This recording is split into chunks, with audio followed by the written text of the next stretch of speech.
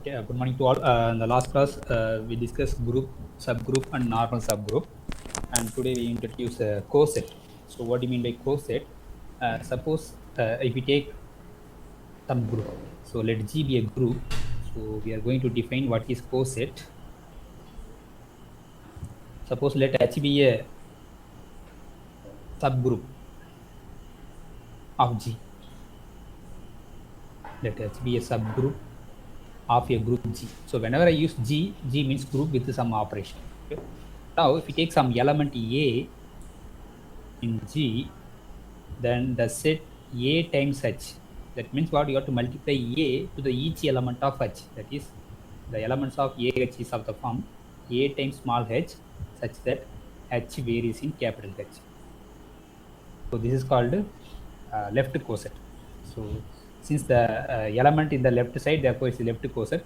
Similarly, we define the right coset HA equal to H times A, where H varies in H. Okay, so this is the left coset,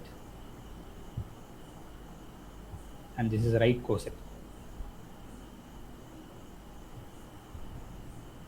Okay, now, so if we take two right coset, suppose if we take one right coset, so we collect all the right coset or left coset, we denote the set is G by H. That is called the quotient space. So anyway, so this is a collection of all either right coset or left coset. Better we take a right coset or left coset. So set of all AH such that now here A is varying. For each A, we have right coset or left coset. So we are varying the element A in H, sorry, A in G. Now this is set. Now we are going to impose some operation on the set G by H to become this G by H, become a group. That a group is called a quotient group. So that means if we take two coset AH and BH, suppose you are multiplying AH into BH, what we are expecting that again should be a left coset. So we are expecting AB times H. So this is true only when H is normal subgroup. So if and only if H is normal. So product of two right coset is again is a right coset if and only if H is a normal subgroup. Otherwise, product of two right coset or product of two left coset may not be a right coset or left coset. Okay, so therefore H is a normal subgroup. If H is a normal subgroup, then product of two right coset is actually right. Now, this is an operation. Okay, maybe you can take some usual multiplication. Now, with respect to this operation, the set G by H with respect to this dot multiplication, coset multiplication, form a group. So this is a form a group only when H is a normal subgroup. Okay, so this group is called a quotient group. Quotient group, or sometimes called factor group. Factor group. Okay. So given any group, given any normal subgroup, we can create a new group, that is the quotient group G by H. Okay. Now, for example, if it so before going to that, we define isomorphism, all the things. Okay. Now we define what is homomorphism between two groups. Homomorphism. Suppose we have two groups. We call G1, comma some star. It's one group, and G2 is another group. Because some other operation, maybe we call some delta, or you can take some other any operation or composition, that is your wish. Anyway, we take two different groups. Maybe we take some O R groups. So a function from G1 to G2 we call F is a function from one set G1 to G2 is said to be homomorphism. Said to be homomorphism, what is a group homomorphism? Because We are defining function between groups, therefore it's called the group homomorphism. Group homomorphism if is preserve the operation, that is f of, if we take any two elements g1, suppose we take a, but in between a and b we have operation stop, so this is equal to f of a, but here f of a is in g2, but g2 operation is o, so f of a o or circle f of, so if the function f preserves the operation for any element a comma b in the domain g1, then we say it's a homomorphism. So for example, if we take the integers, so we take g1 is set of all integers with respect to addition. Even you can take the g2 also set of all integers with respect to addition. Now we define a function f from z to z defined by f of n equal to, suppose I am defining 2 times n for all n. Now we have to prove that this function is a homomorphism. So if you take any two elements n comma n, then what is f of n plus m? So by the definition, this is 2 times n plus m. And if you multiply 2 inside, we get 2n plus 2m. But f of 2n is nothing but f of n plus 2m is nothing but f of n. Since domain and codomain are same operation plus, therefore for any mn is satisfied this. Therefore this f is a homomorphism. Okay. So this f should be homomorphism. F is a homomorphism between z and z. Okay, this is the first example. Suppose if we take, I am taking G1 is set of all n by n invertible matrices. So G ln of R is nothing but set of all n by n matrices whose determinant is non-zero. So this is a group with respect to matrix multiplication. Suppose if we take another group, I am taking that if we take R star. R star means R different singletons. You are removing 0. That is we call R star. So real number, non-zero real number, and this is a group with respect to multiplication. Now we define a function from the G1 to G2 by, so f of, if you take any matrix A, so I am going to define determinant of the matrix, because determinant is a real number. Okay. Now we have to check that this function is a homomorphism or not. So if we take any two matrices, we have to find what is f of AB. So by the definition, f of AB is nothing but determinant of AB. By the properties of determinant, this is equal to determinant of A into determinant of B. But determinant of A is nothing but f of A into determinant of B is nothing but f of B. So this multiplication is a real number multiplication. This multiplication is a matrix multiplication between A and B. Okay. So it's preserve the operation for any matrix AB. Therefore, this f is a homomorphism. So this f is a homomorphism. There are so many homomorphisms are there. So for example, if we take one more example, suppose I am taking G1 is set of all matrices, all n by n matrices, and I'm taking, this is a group with respect to matrix addition. If we take the another group G2, I'm taking set of all real numbers. So this is a group with respect to addition.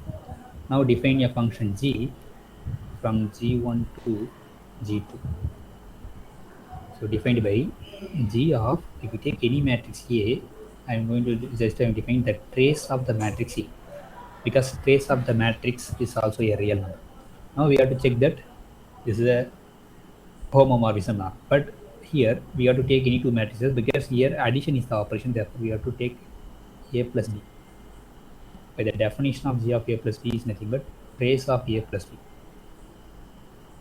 But by the properties of trace, it's nothing but trace of A plus trace of B. And trace of A is nothing but G of A, and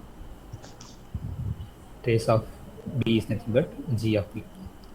So therefore, this G also preserves the operation.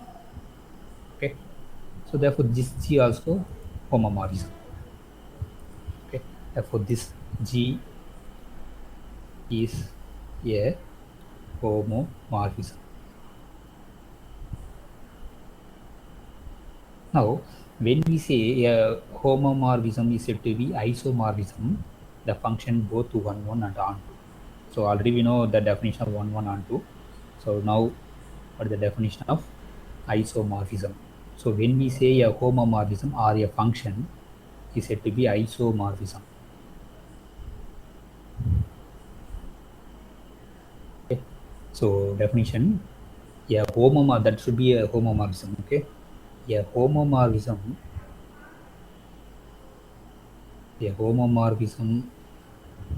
maybe we call some name or F from some group G1 on to G2. Otherwise, if you write G1 to G2,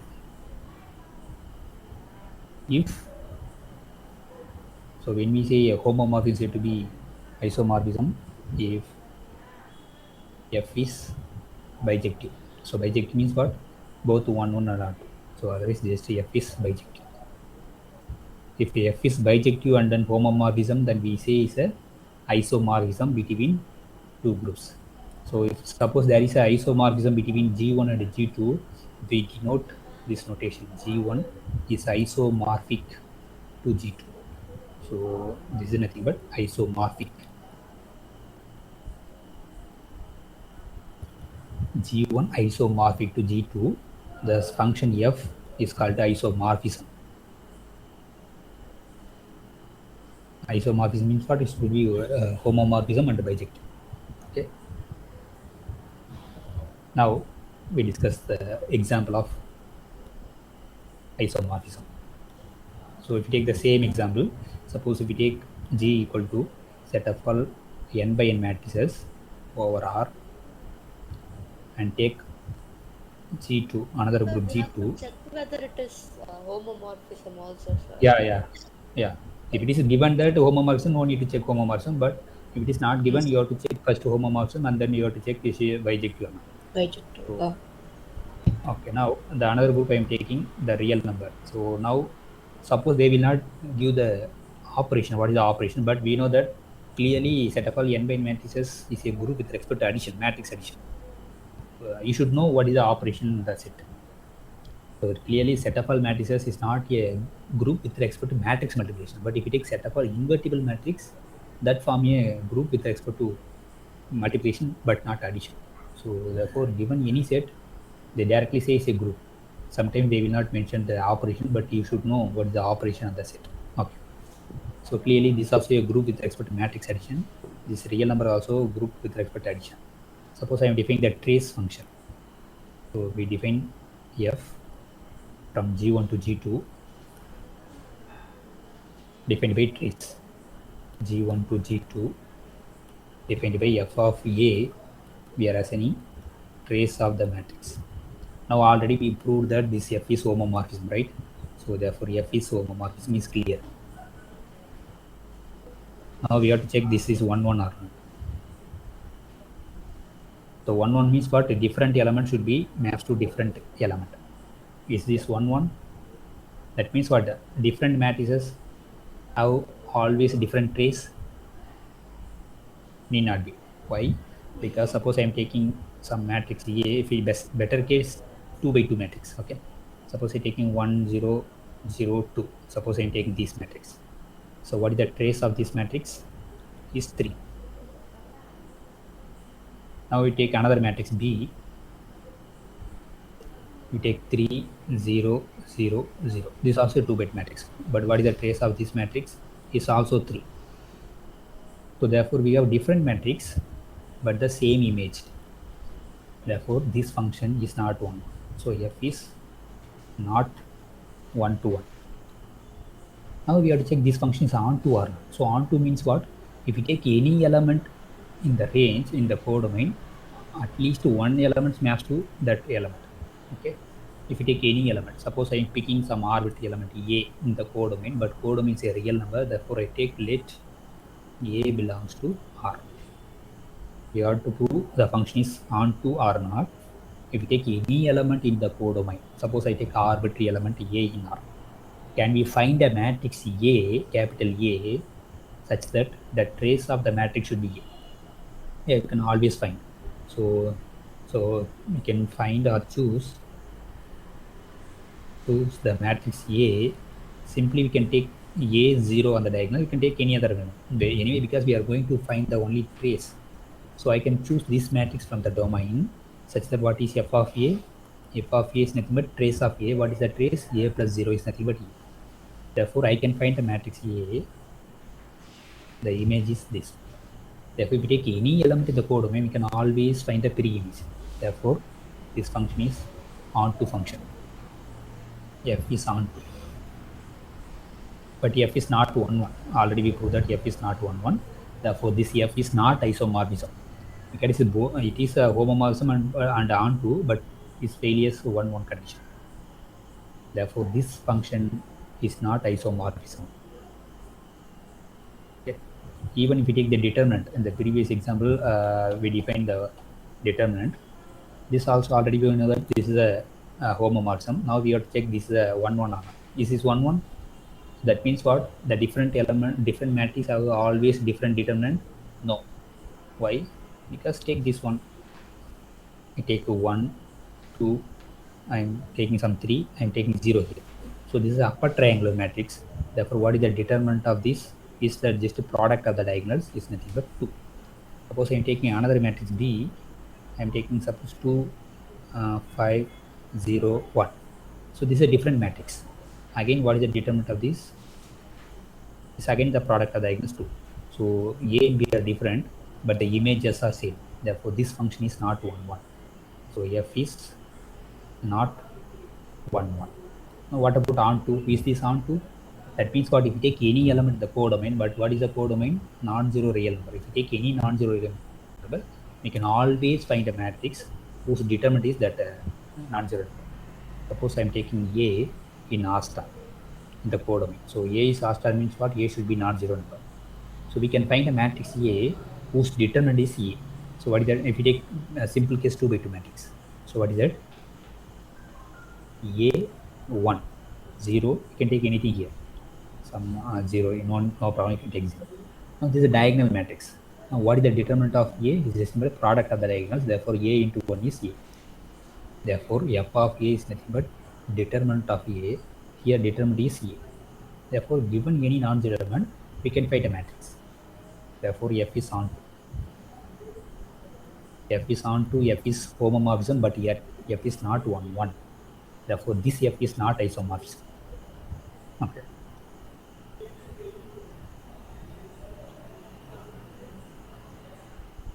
Okay. So we have to find some isomorphism. So what is the example for isomorphism between two groups? Another example.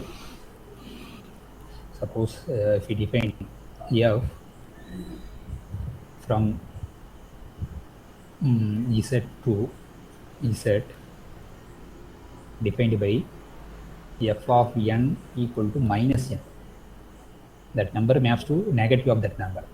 So we can easily show that this is a homomorphism. Why? Because if you take F of, take any two elements, n1 plus n2, it should be equal to, by the definition, minus of n1 plus n2. If you multiply minus inside, we get minus n1 minus n2. So this is minus n1 is nothing but f of n1 plus minus n2 is nothing but f of n2. Therefore, f is homomorphism. Now we have to check 1, 1 function. So 1, 1, suppose there are equivalent definitions. Suppose what is the definition of 1, 1? Suppose f of x equal to f of y. If you take f of x equal to f of y, what we have to prove? We have to prove x equal to y. Or suppose you assume that x not equal to y, we have to prove that f of x not equal to f of. So suppose assume that f of x is equal to f of y. Suppose the image of two elements are equal. Now we have to prove that the element should be equal. So by the definition of f of x is nothing but minus x. By the definition of f of y is nothing but minus y. Now multiply minus both sides, we get x equal to 1. So whenever f of x equal to f of y, we get x equal to y. Therefore, f is 1, 1. Now we have to prove that f is onto. So onto means what? Given any element in the codomain, we can always find a pre-image. So we can choose some arbitrary element em. So we take element in codomain. So we have to find a element in the domain. So we can choose minus m. So therefore, f of minus m by the definition is minus of minus m. So by minus of minus m, therefore we pick this m in the codomain, we can find a minus m in the domain which maps to this one. Therefore, f is on. So f is both 1, 1 onto and homomorphism. Therefore, f is isomorphism. F is isomorphism. Okay. So anyway, these are all conditions you have to check. Okay, so if it's both 1, 1 and onto and the homomorphism, then we say it's isomorphism. Now next definition, kernel of a homomorphism. Kernel. So this is very important. So kernel of a homomorphism. Suppose we have a homomorphism between two groups, then what is the kernel?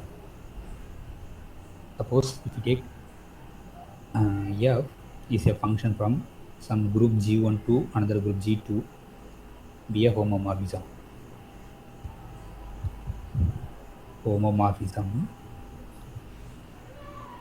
Then we define the set kernel. Okay, so then we define kernel of f. We shortly write ker f. So this is nothing but we are collecting elements G in the domain which maps to identity element. That is, f of G should be identity element. So maybe we call E2 is the identity element in the codomain, E1 is the identity element in the domain. Okay. So for example, suppose this is our group G1 and this is a group G2. Since G1 is a group, therefore it has some identity element. We call E1 is the identity element of the group G1. Since G2 is also a group, therefore E2 is the identity element of this group. Now the kernel is nothing but is a subset of G1, which everything maps to this identity element. So we are collecting elements which are maps to that identity element E2.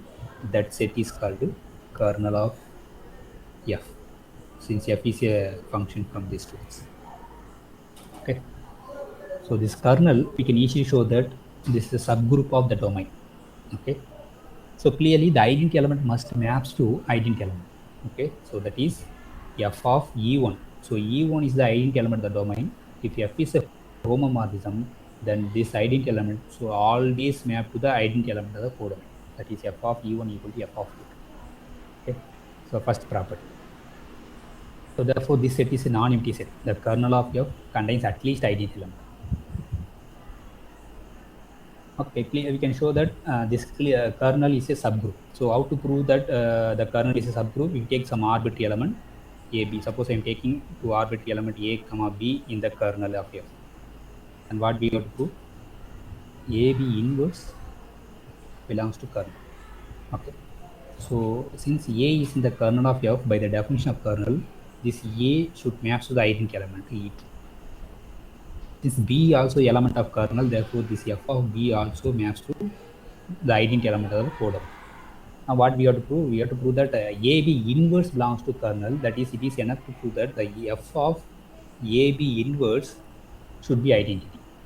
So since f is a homomorphism, therefore this is nothing but f of A into f of B inverse. But we know that f of A is nothing but the identity element E2. And then f of B is nothing but we can write f of B whole inverse. Okay, I will prove now why f of B inverse is same as f of B whole inverse. Okay, so just to multiply f of B into f of B, inside f of B inverse. So this is nothing but, so f of, but since f is a homomorphism, right? So this is equal to f of B into f of B inverse. So this is nothing but f of B into B inverse, nothing but identity element. So this identity element in the domain, therefore E1. So therefore this is equal to f of identity element maps to identity element, therefore this is E2. So I multiplying these two elements, we get identity element. Therefore this is nothing but inverse of this element. Therefore this f of B inverse is nothing but inverse of this f of B. So therefore we can write f of B inverse nothing but f of B whole inverse. Again f of B equal to that identity. Therefore we get identity into identity inverse is nothing but identity. Therefore identity we get identity. So therefore f of AB inverse equal to identity. So from this part we can say AB inverse belongs to the kernel of F. So therefore kernel is a subgroup of domain. Kernel of any homomorphism is a subgroup now, but it's always normal subgroup. So it's a subgroup of the domain G1. So even more we can say that this kernel is a normal subgroup. So how to prove the kernel is a normal subgroup? We have to take some arbitrary element G in the domain G1, and then if you take some element A in the kernel, then what we have to prove? We have to prove G A G inverse belongs to kernel of F, right? So that is what we have to prove. F of G A G inverse should be maps to identity element. That is we have to prove. Okay, consider F of G A G inverse. Since F is a homomorphism, this is nothing but F of G into F of A into f of G inverse, but f of G inverse is nothing but f of G whole inverse. And since we are taking A is an element of the kernel, therefore f of A should be identity element. So therefore f of G into E2, E2 is the identity element of the codomain, and f of G inverse. So therefore we can cancel everything, we get identity element E2. Because f of G and the f of G inverse is nothing but identity element, identity. So this GA G inverse maps to identity, therefore GA G inverse belongs to the kernel. Therefore kernel of F is a normal subgroup. Kernel of F is a normal subgroup. It's very important subgroup. Okay.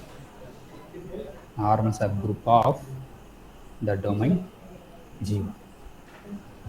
Okay. So for any doubt? Okay, therefore given any homomorphism, we can talk about the kernel. Sometimes the kernel is, because kernel is a subgroup, therefore at least it contains 0 element. So there is an important theorem that, so if the kernel is singleton 0, so that means contains only 0 element, then the function should be 1 function. So note, it's very important thing. So kernel of a function, kernel of a homomorphism. So we define kernel only for homomorphism, not for function. Suppose the kernel contains only 0 element, if and only if the function should be 1 function. F is 1 to 1. If F is 1 to 1, the kernel is single integer. So we can prove this very simple proof. Okay, we have to prove this. Okay, anyway, you can keep in mind. So anyway, I will prove it. So maybe we can assume kernel is single, but 0 only maps to the identity element, and then you have to prove the F is 1 1. So how to prove F is 1 1? So assume kernel contains single integer. So kernel of F contains only 0. Now what we have to prove? We have to prove F is 1 1. So how to prove F is 1 1? Suppose we have to assume that F of X equal to F of Y. Now we have to prove that X equal to Y. Since we have to multiply F of Y inverse both sides, therefore we get F of X into F of Y whole inverse equal to F of Y into F of inverse, we get identity element. Okay, that is E2 in the codomain. So since F is a homomorphism, we can rewrite this as F of XY inverse So here 0 means identity element, maybe you can take E1. Okay, so depending upon the group, if it is a additive group, the identity element is 0. If it is general group, we call E1. Okay, so this is equal to E1. So now what do you get? So this is equal to E2. Since this element xy inverse maps to E2, therefore this xy inverse should be in the kernel of F. But we know that the kernel contains only the trivial element E1, identity element. Therefore this xy inverse should be identity element. Now multiply y both sides, therefore x equal to y. Therefore if you assume kernel it contains only identity element, the function is 1. Conversely, assume f is 1, 1 to prove that the kernel contains only the identity element. Suppose that if you take some arbitrary element, if you take arbitrary element x in the kernel, we have to prove that the x should be identity element. Okay, so therefore, suppose we take arbitrary element x in the kernel. By the definition of kernel, this x maps to identity element in the codomain, that is E2. And already we know that identity element also maps to identity element. The identity element of the domain E1 also maps to E2. Therefore, we get f of x equal to f of E1. Since f is 1, 1, therefore implies x should be equal to the identity element E1. Since f is, we assume that f is 1, 1. Therefore, we take arbitrary element in the kernel, we prove that that element is nothing but identity element. Therefore, the kernel contains only the trivial element, identity element E1. So, therefore, this result is very important. This is only for homomorphism. If f is a homomorphism between two groups, if the kernel contains singleton identity, then the function should be 1, 1. Okay. Now, so any homomorphism, now we produce one subgroup that is namely called kernel. Now, suppose we have again a homomorphism, f is a homomorphism, then we have another subgroup is nothing but the image of the set. Okay. Suppose f is a function from G1 to G2 is a homomorphism.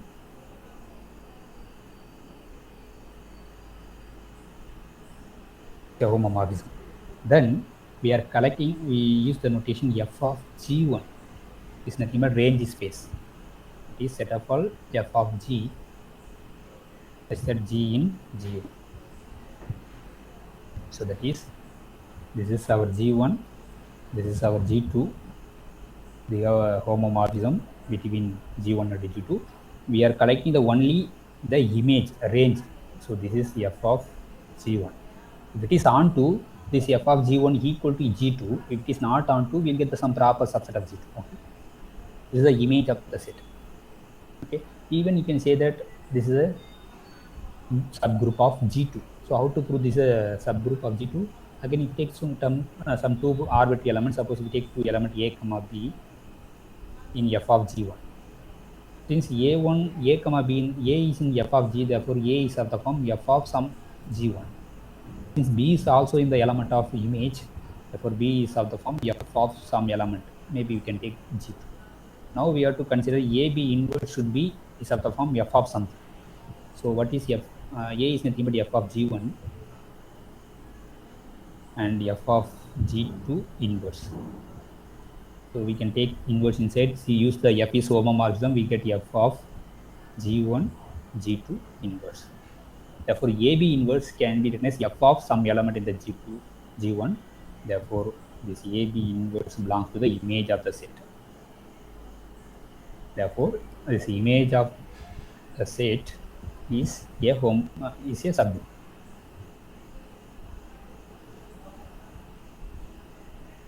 So, but in general, that is not a normal subgroup. Okay, you try to prove it. Okay, anyway, now given any homomorphism, we have two subgroup. One subgroup we produce in the domain, that is kernel. We produce kernel is a subgroup in the domain. We produce one more subgroup in the codomain, that is image of the set. Okay. Now we have a theorem, that is fundamental theorem of, or first, not fundamental, it's a first homomorphism theorem. So that is theorem is called, okay, first isomorphism theorem on groups, or fundamental theorem of homomorphism, first isomorphism. So fundamental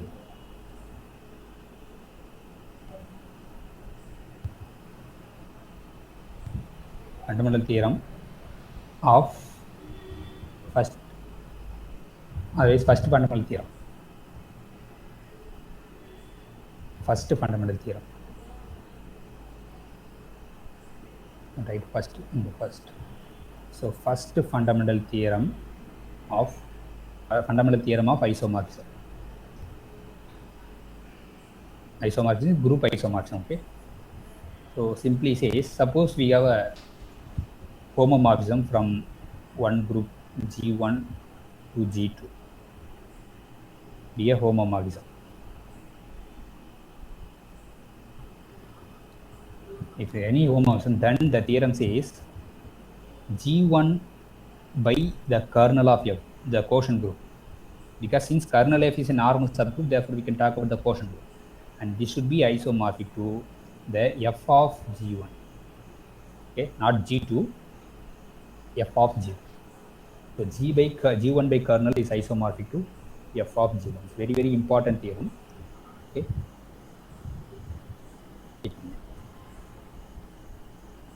Now, based using this theorem, we have some problem.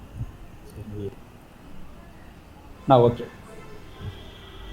Second, there are another theorems are there. A second fundamental theorem, and then another one is third fundamental theorem. So this is the first fundamental. Second fundamental theorem, I think says we directly write the formula. So order of H intersection K. Sorry, order of H into K. So again, okay. We have some result which we have to discuss. Okay, maybe I can write here. The results are, so product of two subgroups need not be subgroup. Okay, again, union of two subgroup need not be subgroup, but intersection of two subgroup is a subgroup. So maybe I can write here, union of two subgroups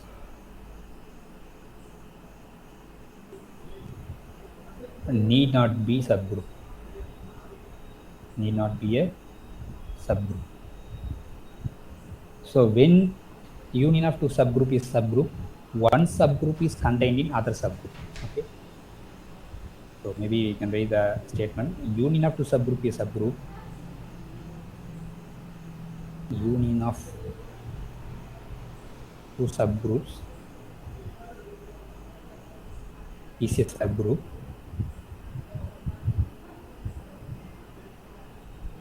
Only when one is contained in other. Either if you take H and K two subgroup, H union K is a subgroup. Either H is contained in K or K is a subset of K. So only when one is contained in other.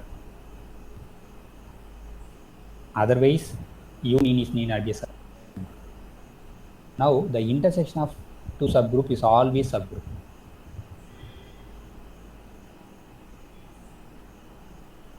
Intersection of two subgroups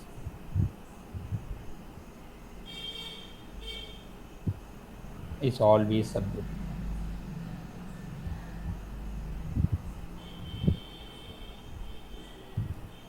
Now the product of two subgroup is a subgroup only when, so therefore if you take two subgroup H and K, so H into K, the product is a subgroup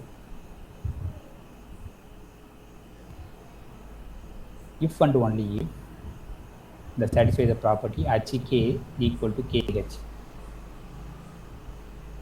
So what do you mean by HK? H is a one subgroup, K is another subgroup.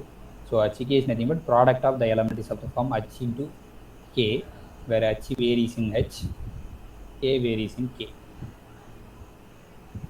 Okay, if HK equal to KH, then HK is a subgroup. Okay, otherwise the product of two subgroup need not be a subgroup. So this is very important result.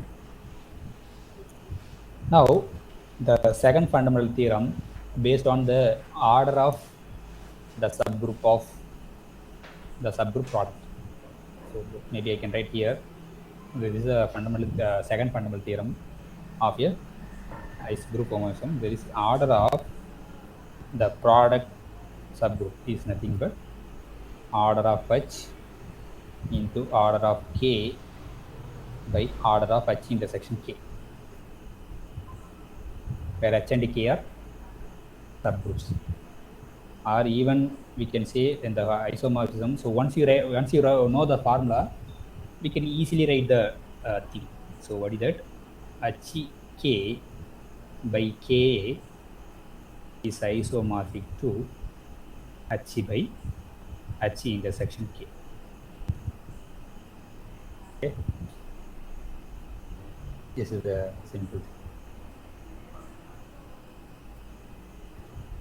Where K is a normal subgroup of HK, H intersection K is a normal subgroup of H. So whenever we define the quotient, the denominator should be a normal subgroup of the numerator subgroup. Okay. So otherwise, you just remember this formula. So order of HK equal to order of H into order of K by order of H intersection K, where H and K are subgroups of the group G. So both H and K are subgroup of G. So whenever I use the notation less than or equal to means subgroup. Okay. H is a subgroup of G, K is also subgroup of G. So whenever this is a notation is less than or here, but whenever we usually use the containment, but suppose some books are used less than or equal to denote these subgroups. For denoting the normal subgroup, they use the delta and then as equal. So this means H is a normal subgroup of G. Okay, so don't confuse the notation. Sometimes they use the just H less than or equal to G. That means what? H is a subgroup of G. If H delta G means what? H is a normal subgroup of G. Okay. Now this formula is very important. This is the second fundamental theorem of group homomorphism. The third fundamental theorem says, okay, suppose we have two groups H, and this is subgroup of another subgroup K, and this is subgroup of G. G is a group, H is a normal subgroup of K, K is a normal subgroup of G, then G by K by H is isomorphic to K cancel, we get G by H. Like this. Because K is a normal subgroup of, so maybe I can write here. So this is a normal subgroup of these, and this H is a normal subgroup of these. Now the quotient we can define G by H. This group divided by this K by H is isomorphic to G by H. This is the third fundamental theorem of isomorph groups. Now maybe why you can say here, if you take suppose H is a normal subgroup. Okay, H is a normal subgroup of G, then we define the quotient group, right? G by H we can define. So whenever H is a normal subgroup, then this quotient is a group. Now in that group, how the subgroup look like? Okay, suppose if you take some L is a subset of G by H is a subgroup. Is a subgroup. Then this L is of the form K by H, where K is a subgroup of, here the denominator is fixed, okay, where K is a subgroup of G. Again, if you take any normal subgroup in the quotient group, is of the form K by H, where K is a normal subgroup. Okay. So in the group, the quotient group G by H, the identity element is H. So the denominator is the identity element. So in the group G by H, H is the identity element. Identity element in the group. Identity element or zero element in the group. So whenever they define the quotient group, the denominator subgroup is the identity element. Okay, and any subgroup of the form K by H, where K is a subgroup of G, and any normal subgroup of G by H is of the form K by H, where K is a normal subgroup. So that's why I am writing this K by H. So whenever we define the quotient, here I am defining the quotient. Therefore, this K by H, I think I did some mistake.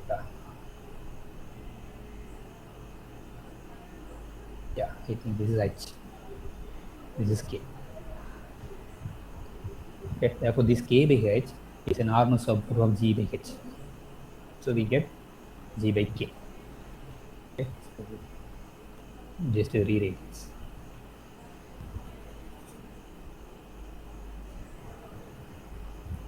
G by H by K by H is nothing but G by K.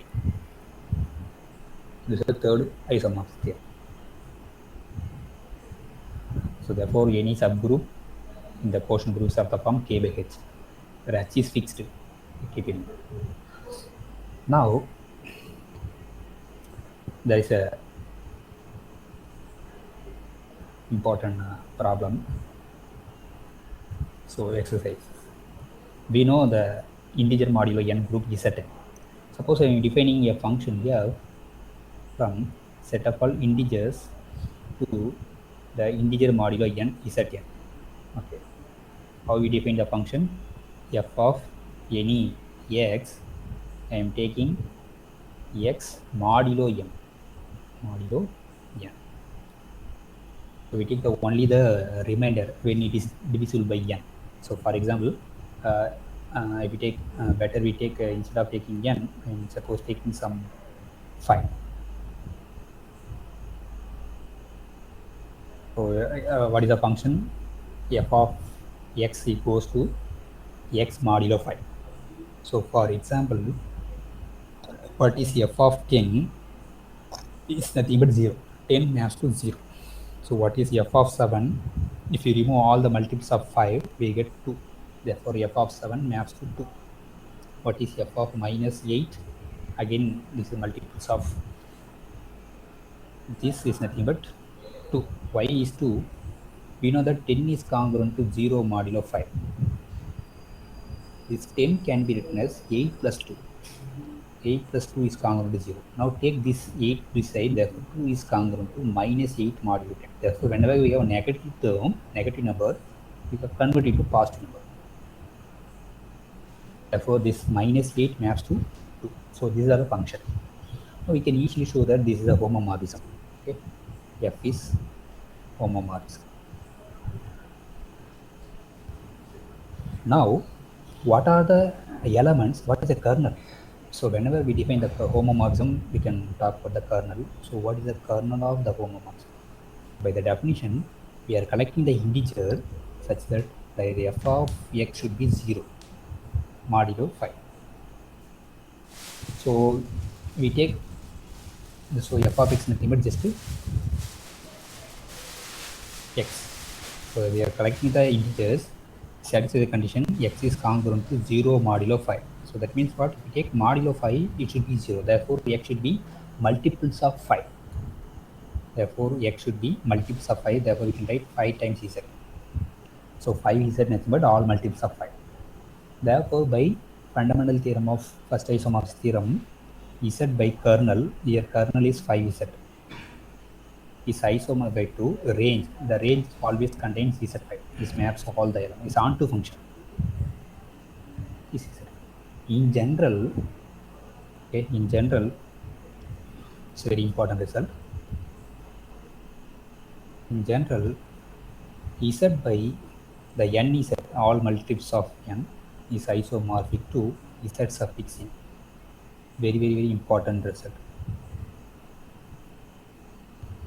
So z by n z is isomorphic to zn. Okay.